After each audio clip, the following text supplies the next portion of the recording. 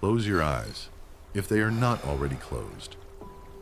Let your shoulders soften into whatever is holding you right now.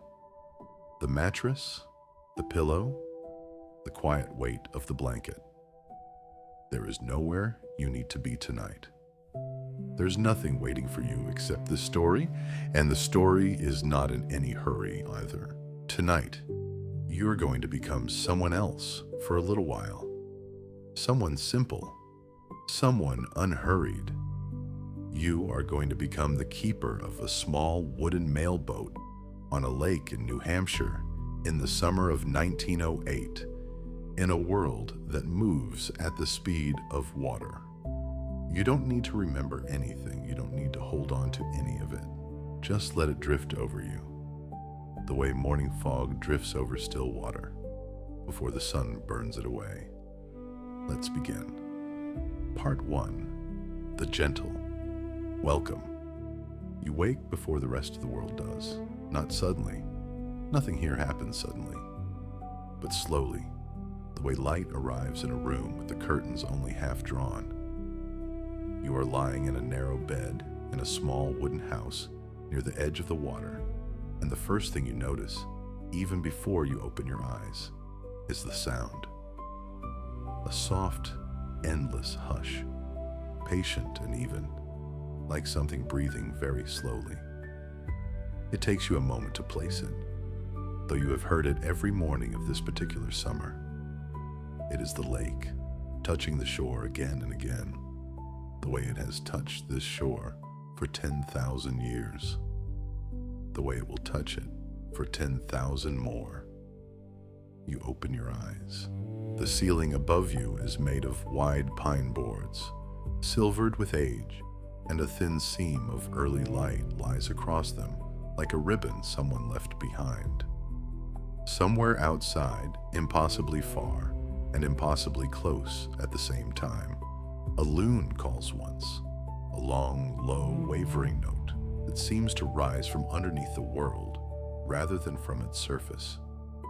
Someone once told you the old name for this lake, Winnipesaukee, meant something like the smile of the Great Spirit, and lying here in the gray-gold hush of early morning, you understand exactly why. There is nothing to do yet. Not truly. The letters are not due to be sorted for another hour. The boat is tied where you left it. The islands are still asleep, the way you were only a moment ago. And so you allow yourself this, a few long minutes of simply lying still, feeling the mattress beneath you, feeling your own breath rise and fall, feeling how good it is to be warm while the window glass is cool. You are safe here. There's nowhere else you need to be. The little house you live in belongs to the Postal Service, though it hardly feels official. It's a single room with a stove, a bed, a desk stacked with canvas mailbags, and a window that looks directly out over the dock, where your boat waits, tied loosely to a post. Gone the soft gray of driftwood. The house creaks gently when the wind moves through it, not in complaint, but almost in conversation with itself. You've grown fond of that sound. It tells you the world outside is still there, still breathing. While you slept, you sit up slowly. Your feet find the cool floorboards. Outside the window, the lake is the color of pewter, smooth as poured metal, without a single ripple disturbing it, because the wind hasn't woken up either. Far across the water, you can just make out the dark shapes of the islands, more than 200 of them scattered across Winnipesaukee, some no bigger than a rowboat, some large enough to hold a farmhouse and an orchard, all of them waiting, the way islands wait, patient and unbothered by time. You dress without hurrying. A cotton shirt, soft for many washings, suspenders that have molded themselves to the shape of your shoulders, trousers rolled once at the ankle, the way you always do before a morning on the water. There's a comfort in a routine like this, in movements the body already knows, so the mind can rest even while the hands are busy. You step outside. The morning air touches your skin like something cool and clean, carrying the smell of pine sap and lake water, and faintly, wood smoke from a chimney somewhere along the shore.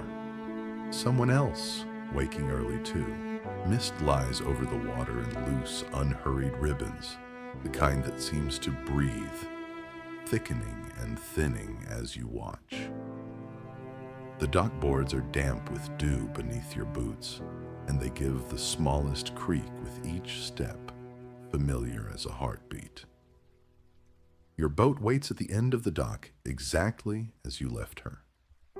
She is not large, perhaps 16 feet from bow to stern, built of lapped cedar boards, the color of strong tea, with a small enclosed cabin just large enough to keep the mail dry, and a single mast for the canvas sail you sometimes raise when the wind is kind.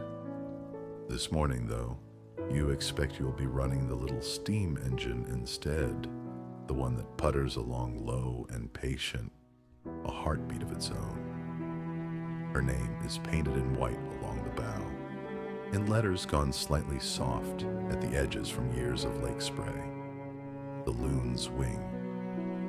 You reach out and rest your palm against her hull, feeling the cool dampness of the wood, the tiny vibration of water, lapping somewhere just beneath your hand.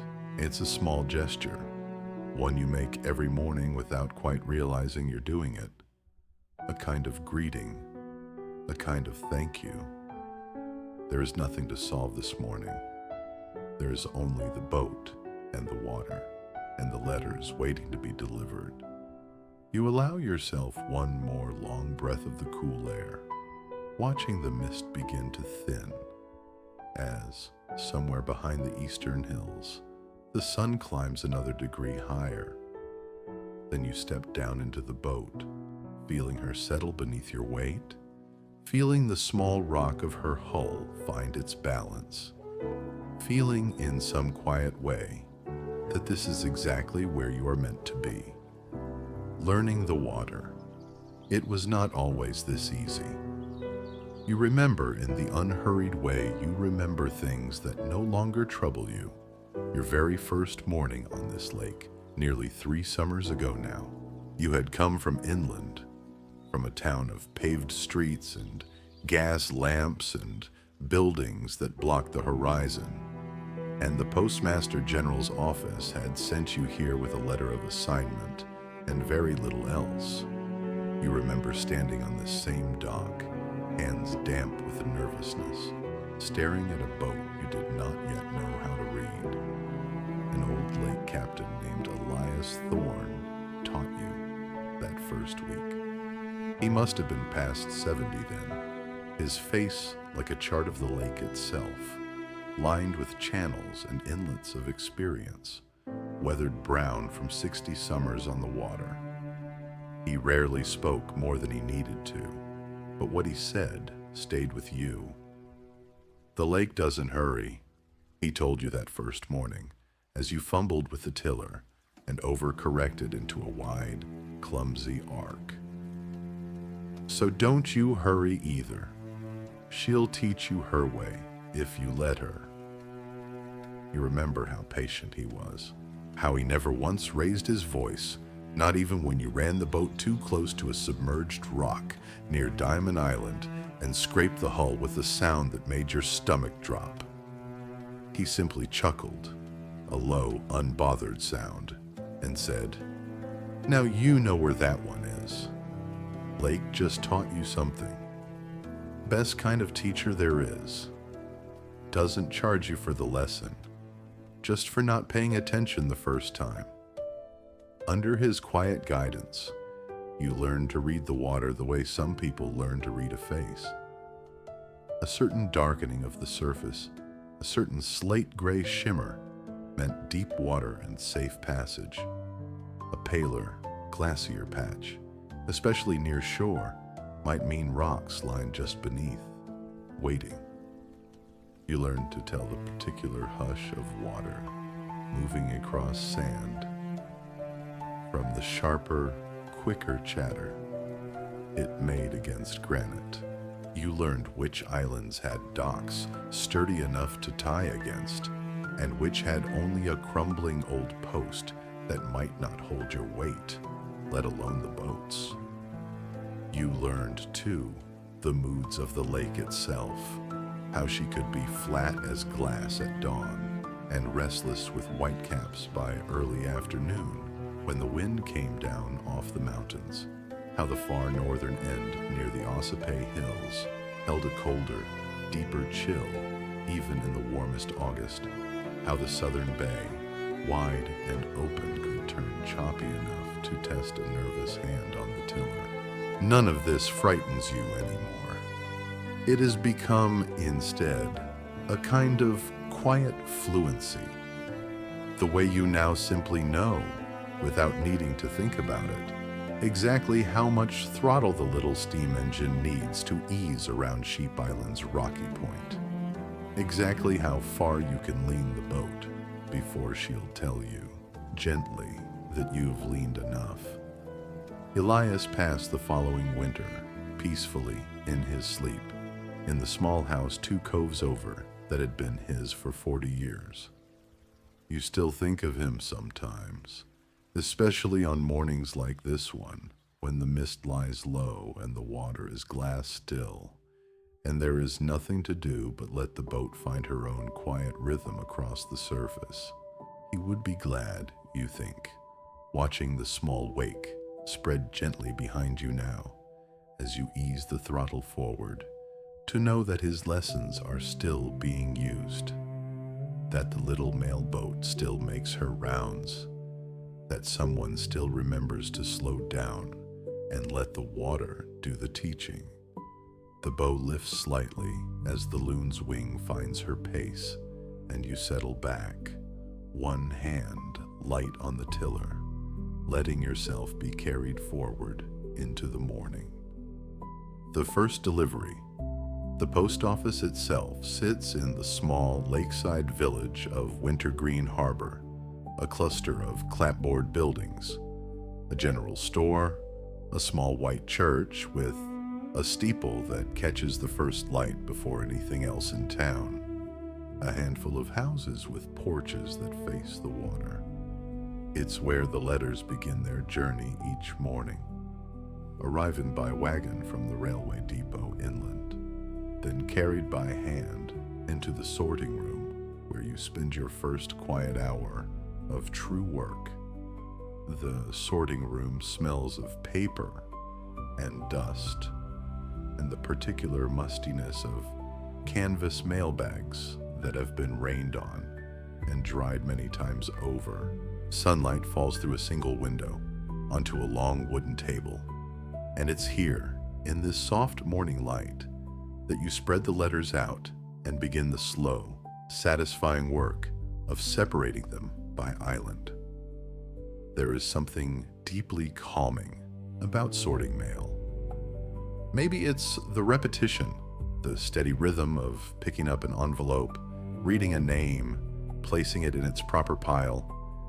Maybe it's the quiet privilege of it, holding for just a moment these small paper vessels that carry someone's whole heart across the water. A letter from a soldier stationed far south. A note from a grown daughter in Boston to her mother on Bear Island. A bundle of seed catalogs for the Hendersons on Governor's Island. An invitation, carefully addressed in looping copperplate, to a summer dance at the Weirs. You don't read the letters, of course. That wouldn't be right.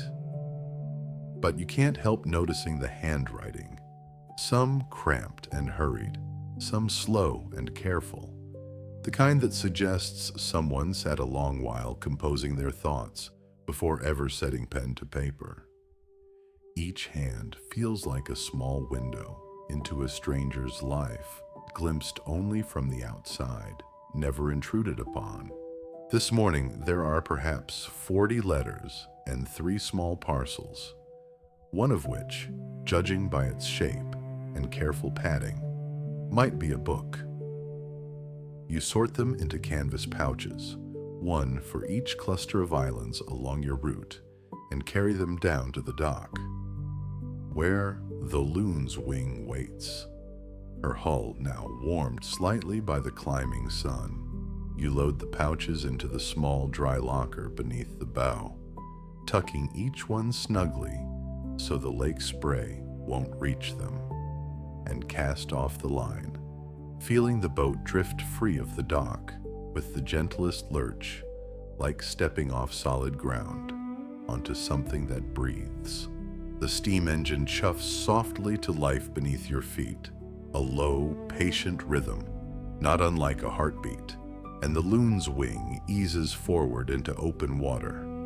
The lake stretches before you, now in full morning light, 21 miles long, some 5 miles across at its widest, its surface scattered with mist, finally beginning to burn away in long silver wisps.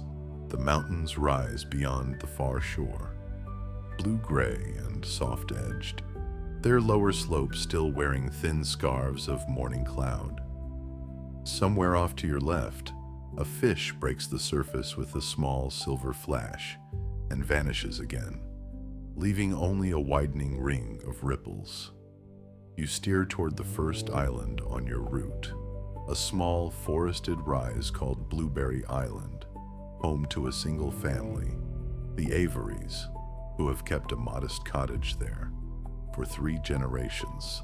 As you approach, you can already see their dock, a simple, weathered structure jutting from a rocky shore, with a small mailbox mounted on a post at its end, painted a cheerful, faded red.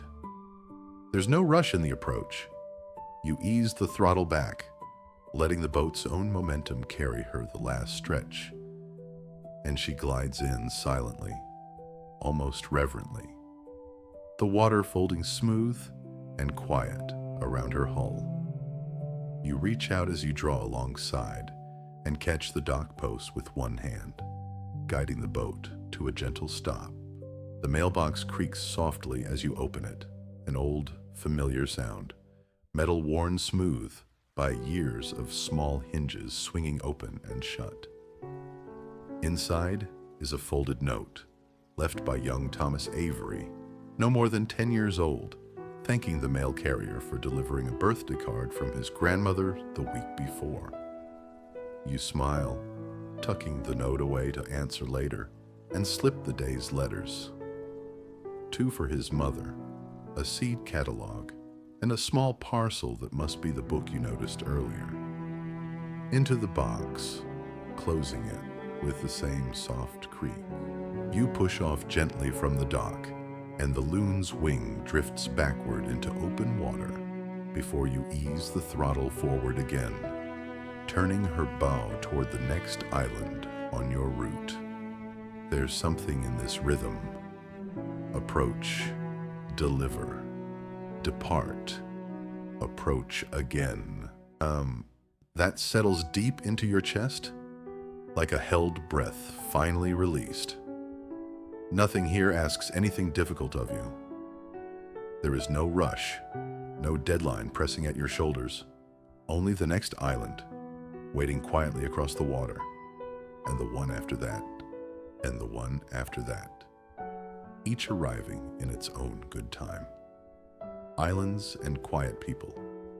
The morning unfolds slowly, the way a long piece of cloth unfolds when you shake it out in sunlight, one gentle motion after another, each one revealing something a little different. You move from island to island now, the sun climbing higher and warmer against your shoulders, the water beneath the boat shifting in color from pewter gray to a deep, living blue, flecked here and there with small white caps, where the breeze finally begins to stir.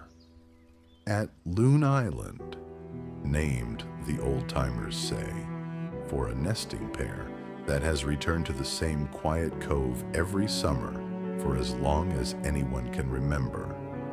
You deliver a bundle of letters to the widow Hartley, a woman in her 60s with silver hair pinned loosely back and kind, unhurried eyes. She's sitting on her porch when you arrive, shelling peas into a chipped ceramic bowl, and she raises one hand in a slow wave as you approach.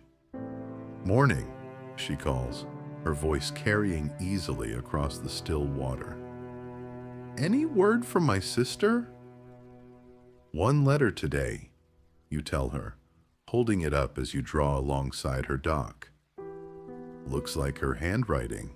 She smiles, a soft, private smile, the kind that seems to hold years of familiarity in it, and thanks you, tucking the letter into her apron pocket to read later, once her peas are shelled and she has a quiet moment to herself. There's no urgency in her either. She'll read it when the peas are done and not a moment before, and there is something wonderfully settling in watching someone honor their own pace so completely.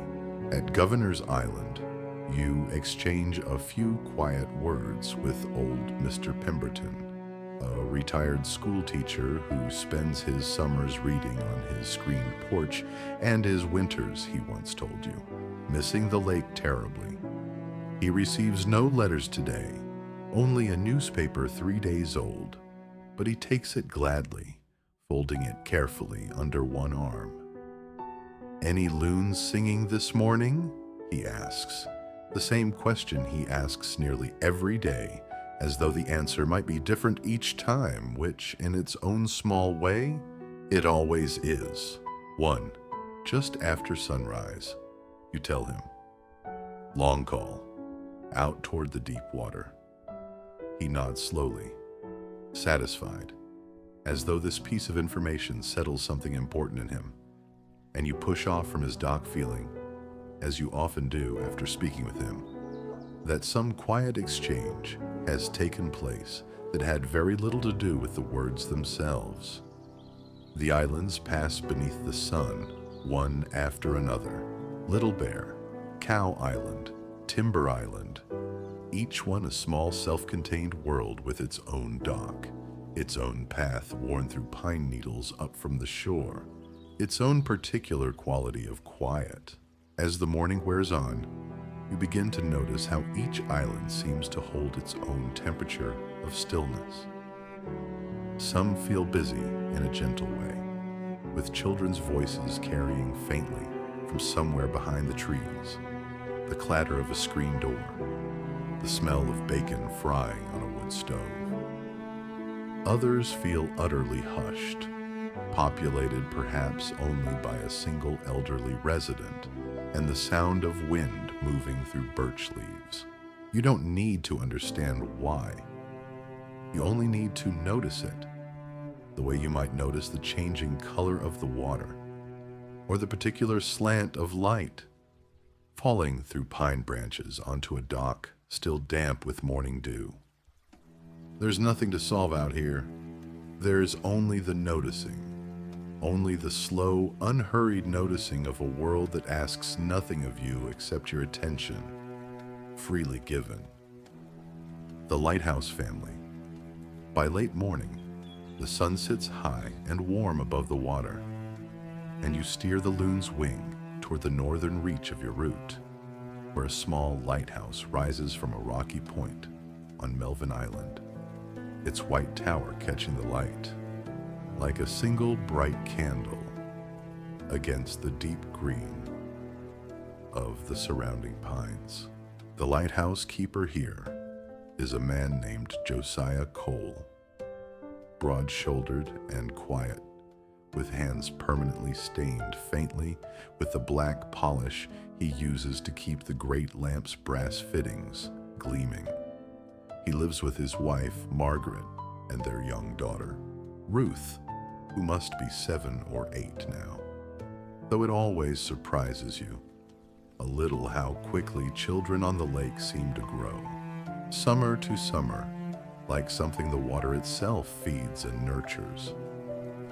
As you approach the small dock beneath the lighthouse, you see Ruth already waiting there, sitting cross-legged at the very end of the weathered planks, watching the water with the patient stillness only children and very old people seem to possess. She spots your boat and rises, waving both arms overhead with the kind of unrestrained enthusiasm that makes you smile before you've even drawn close enough to call out a greeting. "You're here," she calls, as though there had been some doubt, as though the mail boat didn't arrive at nearly the same hour, every single day of the summer. "I am," you agree, easing the throttle back, letting the boat glide the last stretch in near silence. "Anything special today? Papa says there might be a letter from my cousin in Boston. She's coming to visit next month, if the letter says so." You reach into the canvas pouch and find indeed a letter addressed in a careful, youthful hand to Ruth Cole, care of Melvin Island Light. You hold it out to her, and she takes it with both hands, as though it were something delicate and precious, which, in its own way, it is.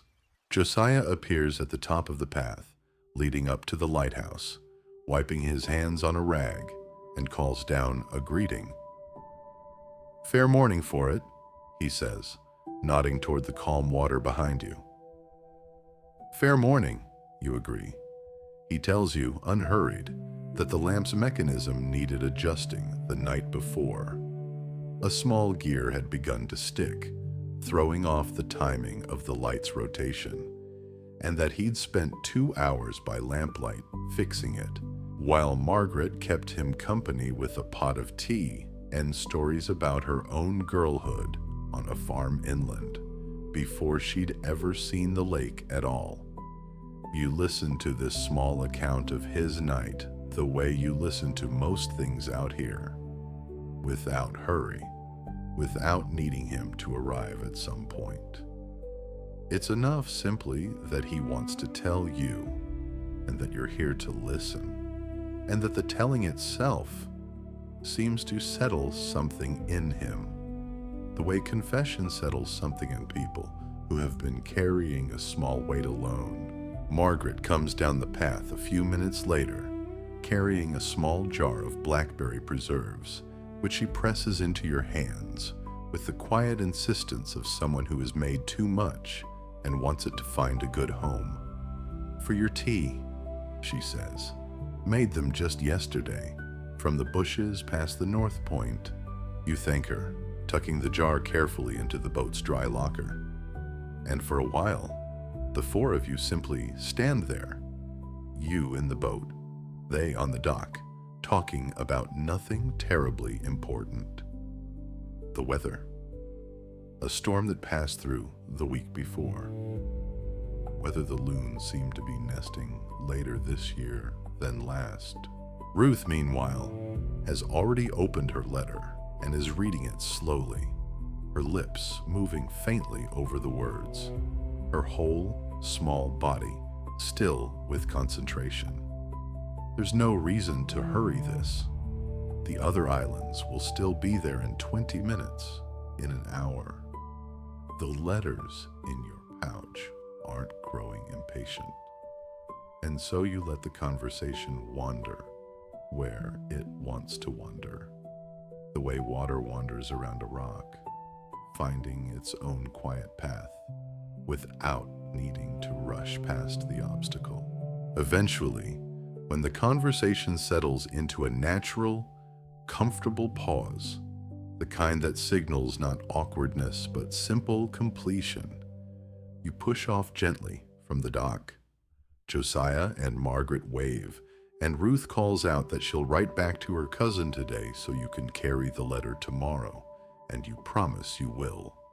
And the little lighthouse recedes behind you, its white tower standing patient and steady against the green hillside, watching over the water the way it always has, the way it always will.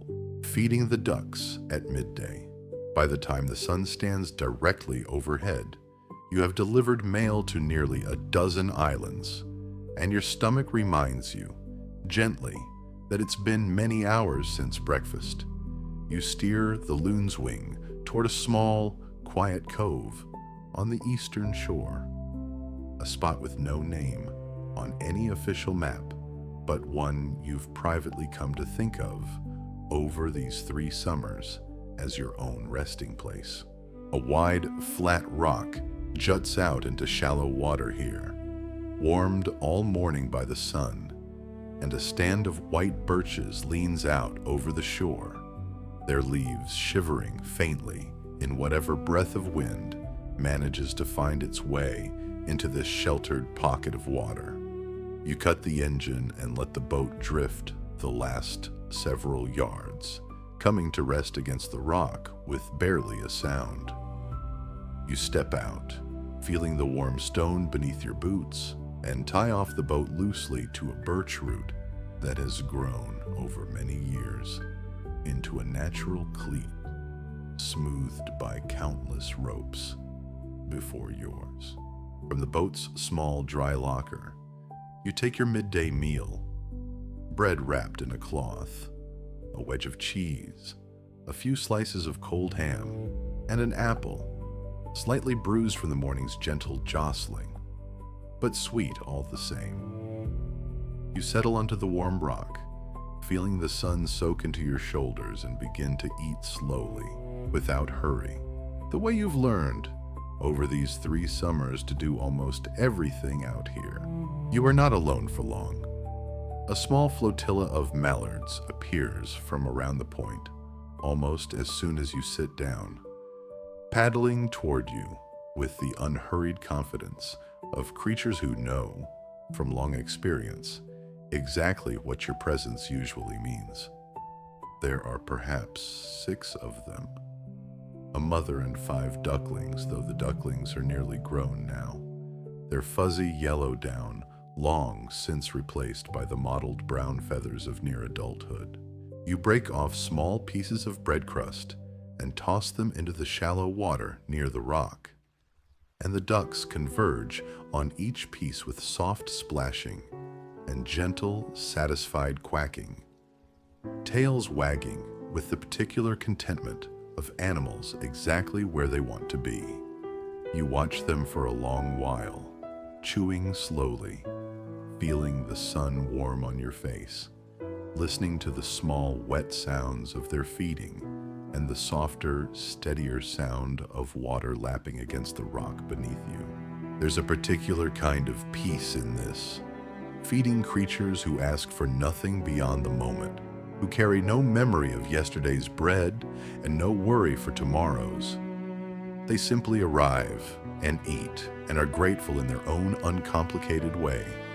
And then, when the bread is gone, they paddle off again, unhurried, back around the point from wherever they came. You lean back on your palms, tilting your face up toward the warm midday sun, and close your eyes for a moment, listening. Somewhere behind you, in the birches, a chickadee calls its small, cheerful 2-note song. Farther off, across the water, you can just make out the faint chug of another boat's engine. Perhaps a fishing party, out for the afternoon. Closer still, water laps softly against the rock in its endless, unhurried rhythm. You let yourself rest here a while longer than you strictly need to. The islands can wait. The letters can wait. There's nothing urgent in any of it. And you've learned over these 3 long summers that the work goes better. The whole day goes better when you allow yourself these small pockets of stillness, these quiet rests in the warm middle of things. When you finally rise, brushing crumbs from your trousers, the ducks have long since paddled away, and the sun has moved a hand's width across the sky.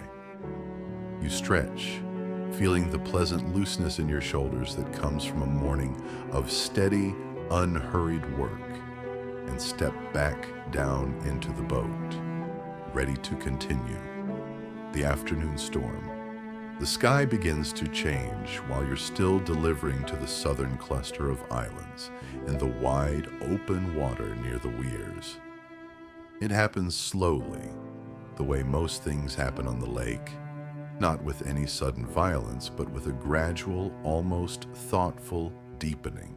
The high white clouds of morning, which had drifted lazily overhead all day like scattered wool, begin to gather and thicken along the western horizon, turning first a soft gray, then a deeper, bruised purple blue. The air itself changes too, grows heavier, charged with a particular electric stillness that anyone who's spent a summer near water learns to recognize. You notice the change in the birds first. The gulls that had been wheeling lazily overhead all morning suddenly turn and beat hard for shore, calling to one another in short, urgent notes. The water itself seems to hold its breath, the small ripples of the afternoon breeze falling suddenly still, as though the whole lake is bracing itself. You've learned, over 3 summers, exactly what this means and exactly what to do about it.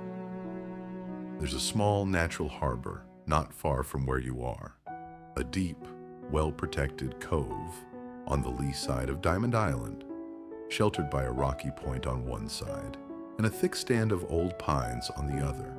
You turn the loon's wing toward it without any real urgency in your movements, though you do open the throttle a touch more than usual, feeling the boat respond eagerly, cutting a cleaner line through water that has begun, very faintly, to ripple with the first restless stirrings of wind. You reach the cove with perhaps 10 minutes to spare. The first low grumble of thunder rolls across the water, just as you guide the boat in alongside a small dock, abandoned, most likely built by fishermen long ago, and now used mainly by boats seeking shelter.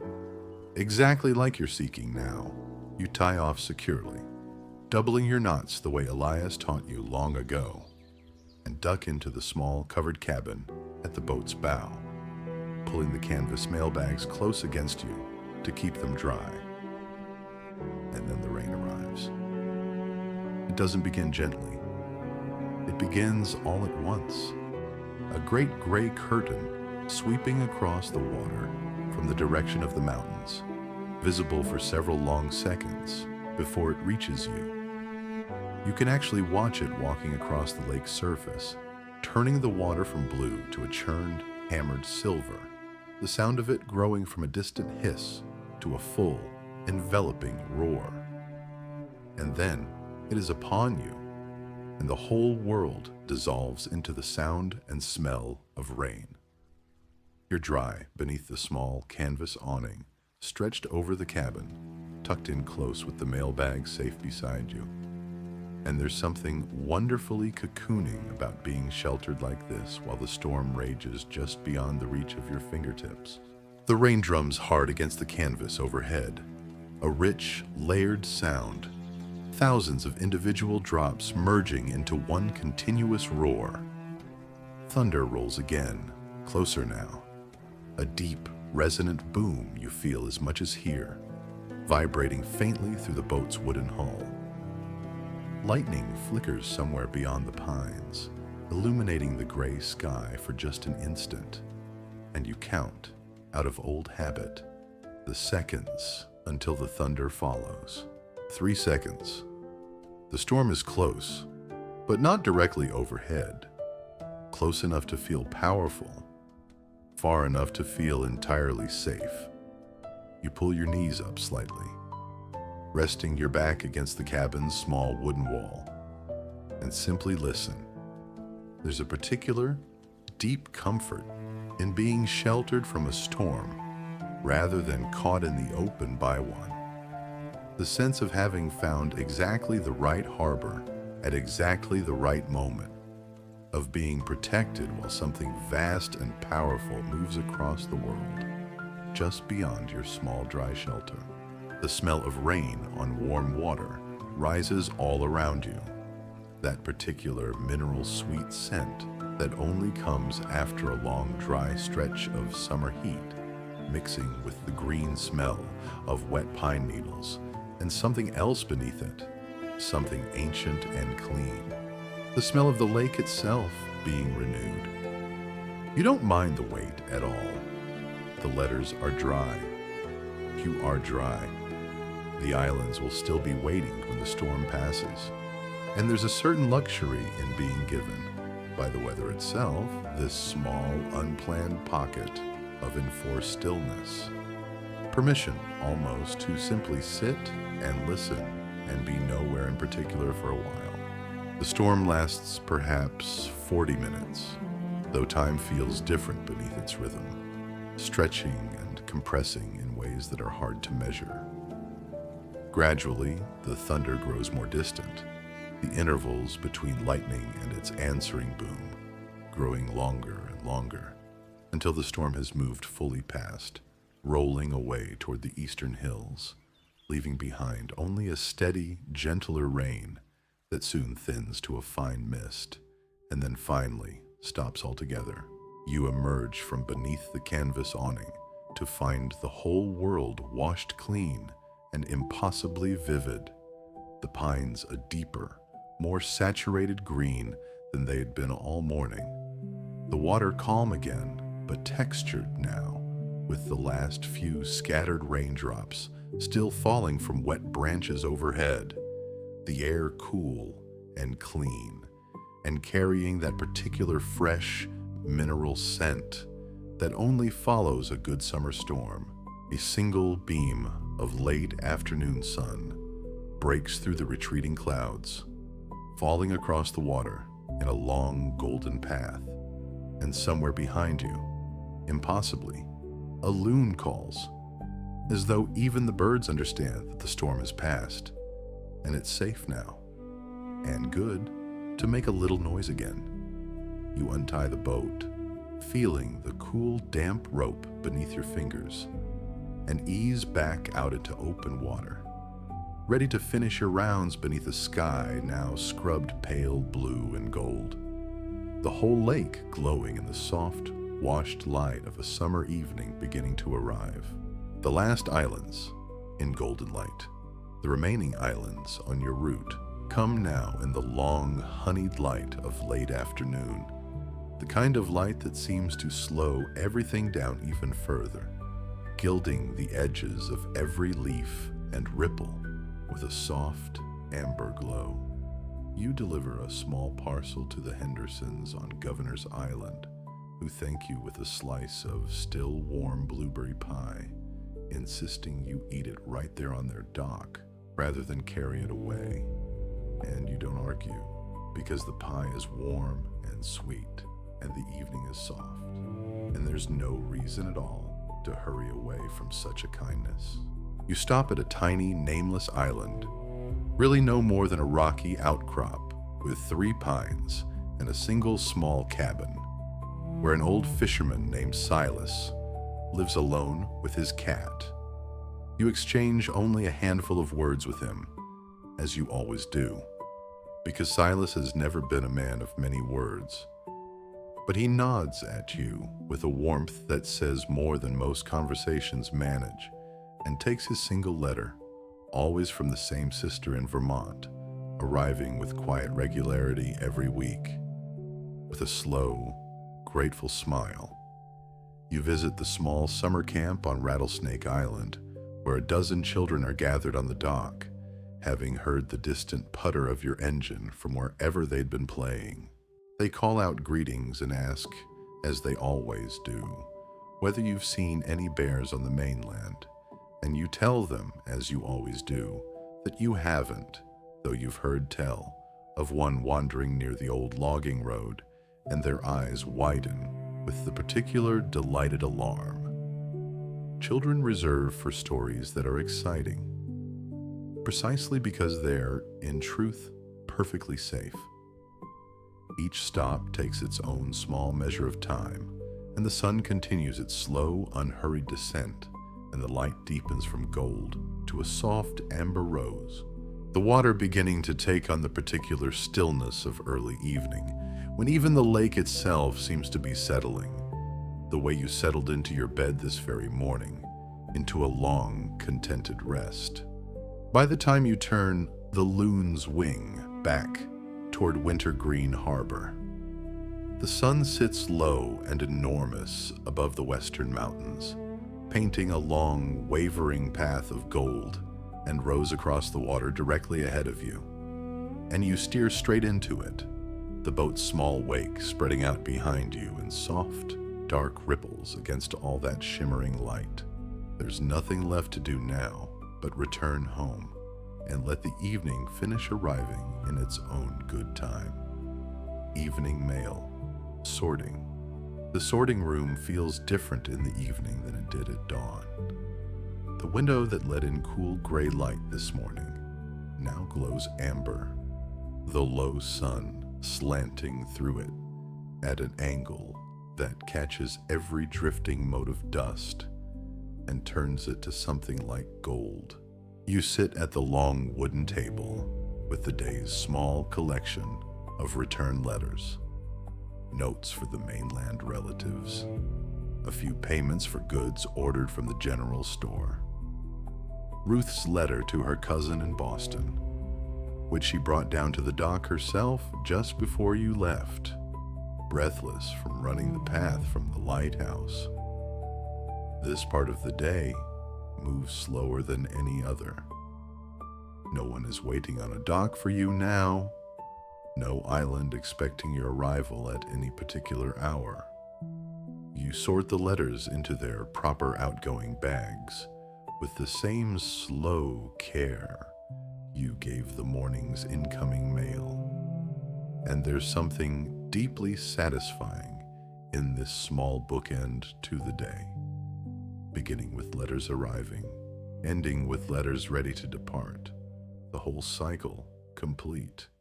The way a held breath is complete only once it's been released again. Outside, the light continues its slow fade from gold to rose to a deep soft lavender.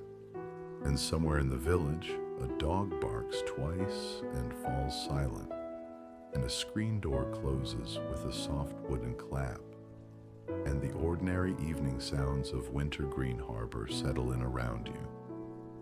The particular quiet of a small lake town preparing for supper and rest. You work by lamplight for the final few minutes, the kerosene lamp on the desk casting a warm, steady glow across the last of the letters. And there's a peculiar comfort in this too. The small circle of golden light, the familiar weight of the last few envelopes in your hands, the knowledge that tomorrow this whole gentle cycle will simply begin again, and there is nothing wrong with that. There is nothing that needs to change. Some things are good precisely because they repeat.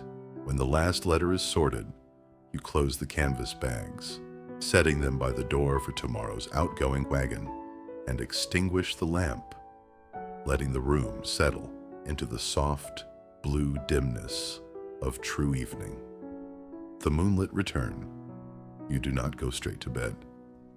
Instead, you find yourself walking back down to the dock, drawn by some quiet impulse you don't feel any need to question, and you sit down on the weathered boards, letting your legs dangle just above the water, feeling the day's warmth still radiating faintly from the wood beneath you. The moon has risen while you were sorting letters, a full moon, or nearly so, hanging low and enormous above the eastern hills, casting a long silver path across the water that mirrors, in its own cooler, quieter way, the golden path the sun laid down just an hour before. The lake has gone almost perfectly still now, the surface like poured glass, and the moon's reflection lies unbroken upon it, a second moon shimmering in the dark water, just as steadily as the one hanging in the sky. The loon's wing rests quietly at her mooring beside you, rocking with the smallest, gentlest motion, her hull catching thin threads of moonlight along its curved cedar planks. You reach out and rest your palm against her side, the same small gesture you made this morning, feeling the cool dampness of the wood, and something in you feels the whole day settle into place. Every island, every letter, every small conversation, every moment of shelter from the storm, all of it folding gently into memory now. The way the day itself folds into evening, into night, into sleep. Somewhere across the water, very far off, a loon calls once more. That same long, low, wavering note that greeted you this morning. Though now it sounds different somehow, softer, as though the whole lake has grown quieter along with you, as though the bird itself is settling toward rest. You are safe here. There is nowhere else you need to be. The stars have begun to emerge now, faint and scattered at first, then gathering in greater numbers as the last of the daylight fully drains from the sky. First the bright ones, low and single, then whole soft clusters of fainter light until the sky above the lake is thick with stars, more of them than you'd ever see from any town, undimmed by any light but the moon's. And even the moon seems to have grown gentler now, softer, content to share the sky rather than dominate it.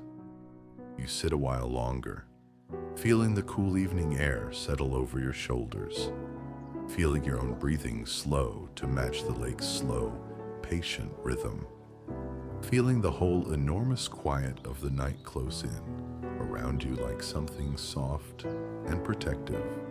The world feels wonderfully quiet. There's nothing to solve tonight. There's only this, the water, the moon, the small dark shapes of 200 sleeping islands scattered across the lake, like stones cast by a careful hand, each one holding somewhere within it a family now settling into their own quiet evening, their own soft beds, their own slow drift towards sleep, just as you will drift toward yours in a few more minutes. You think of Josiah and Margaret up in their lighthouse, the great lamp turning steadily overhead, sweeping its slow beam across the dark water, keeping watch so no one need worry tonight, so everyone on the lake can rest easy, knowing the light is there, faithful and patient, exactly where it should be. You think of Ruth, perhaps already asleep, her cousin's letter tucked carefully beneath her pillow.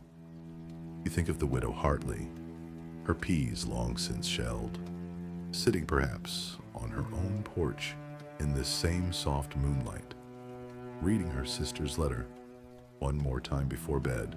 You think of old Silas and his quiet cat, and the Hendersons with their blueberry pie, and young Thomas Avery, who will find tomorrow a new letter, and perhaps another quiet thank you note waiting in his little red mailbox. The whole lake feels in this moment like one enormous, gently breathing thing. Every small light along its shores, a single soft heartbeat. Every sleeping island, a single slow breath. And you are simply one small part of it, sitting here at the edge of the water in the moonlight, feeling your own eyelids grow heavy, feeling the whole day's gentle weight finally settling into your bones. You rise at last from the dock, feeling the pleasant looseness in your body that comes only after a full day spent entirely outdoors, entirely unhurried, entirely present. You walk back up the short path to your small wooden house, the grass cool and damp beneath your bare feet, the moonlight silvering everything it touches, the porch railing, the window glass, the worn boards of the steps. Inside, the room is dark and cool, and you don't bother lighting the lamp. There's enough moonlight through the window to see by. A soft silver wash falling across the wide pine floorboards.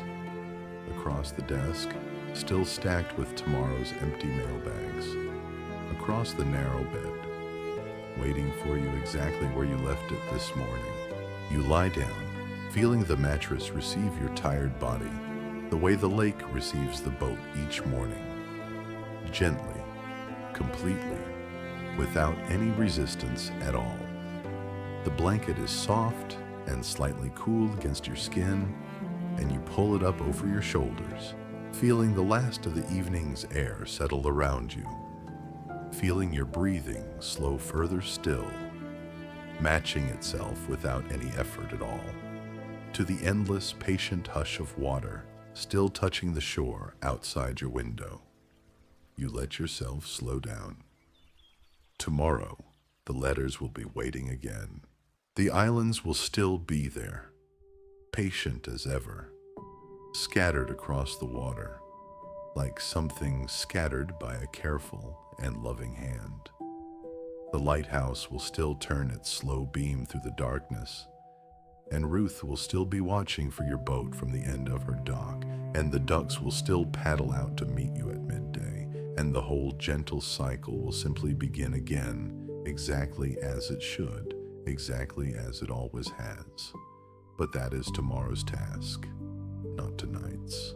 Tonight there is only this: the soft weight of the blanket, the cool pine boards holding the last warmth of a long summer day, the moonlight lying quiet and silver across the floor, and the endless, unhurried sound of the lake outside your window, still touching the shore, still breathing its slow tide against the sand, the way it has for 10,000 years, the way it will for 10,000 more. You are safe here. There is nowhere else you need to be. There is nothing left to solve.